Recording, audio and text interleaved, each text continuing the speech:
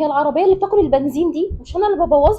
شويه معلومات لو انت جديد في السواقه مهم جدا ان انت تبقى عارفها. المساعدين بتاعت العربيه مسؤوله عن الراحه بتاعتك في المطبات وفي الحتت المتكسره، فلو مشيت في حته متكسره وحسيت ان العربيه بتهبط بيك جامد يبقى المساعدين محتاج يتعمل لها صيانه. يعني هي المطبات الموجودة ديت مش عيب في الشارع؟ هي المطبات موجوده وكل حاجه، بس المساعدين بتبقى مسؤوله ان هي تخليكي تاخديها بالراحه.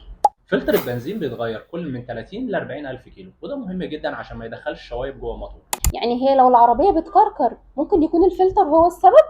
هو فعلا فلتر البنزين لو متوسخ هيأثر على أداء الموتور. زيت الفتيس بيتغير كل من 60 ل 100 ألف كيلو، وده مهم جدا عشان بيأثر على أداء الفتيس والحركة بتاعته.